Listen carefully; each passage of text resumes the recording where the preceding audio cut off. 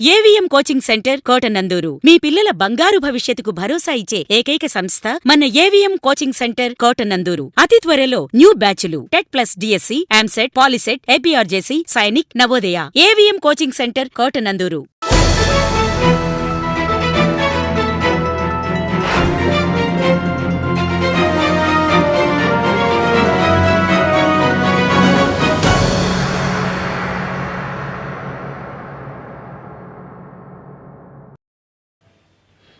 పునరావాస కేంద్రాల్లో తుఫాన్ బాధితులను ప్రభుత్వ విప్ యనమల దివ్య పరామర్శించారు. మోంతా తుఫాన్ హెచ్చరికలు వచ్చిన వెంటనే ఎమ్మెల్యే యనమల దివ్య వెనువెంటనే అధికార యంత్రాంగాన్ని, పార్టీ యంత్రాంగాన్ని సర్వసన్నద్ధం చేశారు. పరిస్థితిని ఎప్పటికప్పుడు బేరేజు వేసుకుంటూ వాతావరణ కేంద్ర హెచ్చరికలను పరిగణలోనికి తీసుకుని ఎక్కడికక్కడ పునరావాస కేంద్రాలు ఏర్పాటు చేశారు. ముందుగానే తొండంగి మండలంలోని తీర గ్రామాల ప్రజలను సురక్షితంగా పునరావాస కేంద్రాలకు పంపించారు. తుఫాను తీరం దాటింది, కాస్త ఉపశమనం కలిగింది. దీంతో పునరావాస కేంద్రాల్లో తలదాచుకున్న నిర్వాసితులకు సహాయక కార్యక్రమాలు వేగవంతం చేయించిన ప్రభుత్వ విప్ యనమల దివ్య సహాయ కార్యక్రమాలను క్షేత్రస్థాయి పరిశీలనకు ఉపక్రమించారు. ఇవాళ తొండంగి మండలంలోని తీర ప్రాంతంలోని దానవాయిపేట, ఎల్లయ్యపేట, ఎర్రయ్యపేట, వాడముసలయ్యపేట, వేమవరం, అద్దరిపేట, పంపాదిపేట తదితర గ్రామాల్లో పర్యటించిన ఎమ్మెల్యే యనమల దివ్య తుఫాను బాధితులను పరామర్శించారు. పునరావాస కేంద్రాలకు వెళ్లి సహాయక చర్యలపై ఆరా తీశారు. సీనియర్ నేతలు యనమల రాజేష్, చింతంనీడి అబ్బాయిలతో కలిసి తుఫాను బాధితులకు యనమల దివ్య స్వయంగా భోజనాలు వడ్డించారు. తుఫాను ప్రభావం తగ్గుముఖం పట్టిందని ఏమాత్రం భయపడవలసిన అవసరం లేదన్నారు. మీకు తోడుగా నేను ఉంటానని భరోసా ఇచ్చిన యనమల దివ్య తుఫాను వల్ల జీవనోపాధి కోల్పోయిన ప్రతి కుటుంబానికి 50 కిలోల బియ్యం, నిత్యావసర సరుకులు అందిస్తామని, బాధితులను ప్రభుత్వం అన్ని విధాలా ఆదుకుంటుందని చెప్పారు. భారీ వర్షాలకు నీట మునిగిన పంటలను ఎమ్మెల్యే పరిశీలించారు. మండల తెలుగుదేశం పార్టీ అధ్యక్షుడు చొక్కా అప్పారావు ఆధ్వర్యంలో కూటమి నాయకులు ఈ కార్యక్రమంలో పాల్గొన్నారు.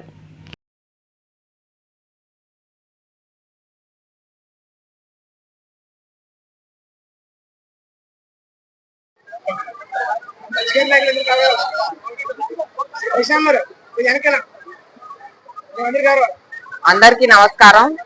మనందరికీ తెలుసు, మోంతా తుఫాన్ తీరం గత అర్ధరాత్రి దాటిన విషయం అందరికీ తెలుసు.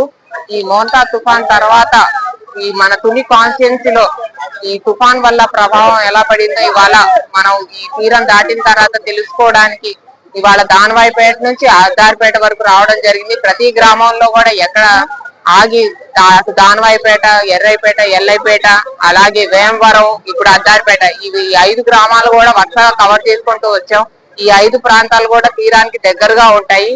ఈ తుఫాన్ తర్వాత ప్రభావం ఎలా ఉంది, వీళ్ళకి రిలీఫ్ సెంటర్ లో ప్రజలకి అన్ని సౌకర్యాలు అందుతున్నాయా లేదా, ఫుడ్ అది వేడిగా అందుతుందా లేదా అని కనుక్కోవడానికి వచ్చాం.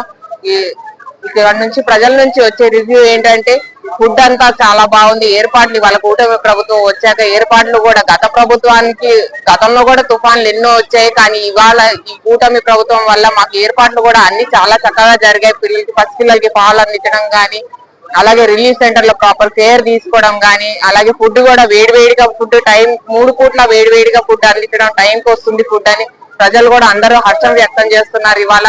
అలాగే మన ప్రభుత్వం కూడా ఇవాళ కూడా ఈ తుఫాన్ బాధితులు ఎవరైతే ఉన్నారో వాళ్ళ లైవ్లీహుడ్ ఈ తుఫాన్ వల్ల ఎవరైతే జీవనోపాధి కోల్పోయి ఏవైతే కుటుంబాలు ఉన్నాయో ఆ కుటుంబాలన్నిటికీ కూడా రేషన్ ఇవ్వడం జరుగుతుంది. 50 కేజీల వరకు బియ్యం, అలాగే లీటర్ ఆయిల్, అలాగే ఆలుగడ్డలు వచ్చేసి, బంగాళదుంపలు వచ్చేసి కిలో, అలాగే ఉల్లిపాయలు 1 కిలో, అలాగే కందిపప్పు కూడా కిలో ఇవ్వడం జరుగుతుంది. ప్రతి కుటుంబానికి కూడా ఈ డెసిషన్ రేషన్ ఇవ్వడం జరుగుతుంది అని ప్రజలకు చెప్పగానే ప్రతి ఒక్కరు కూడా చాలా హర్షం వ్యక్తం చేశారు.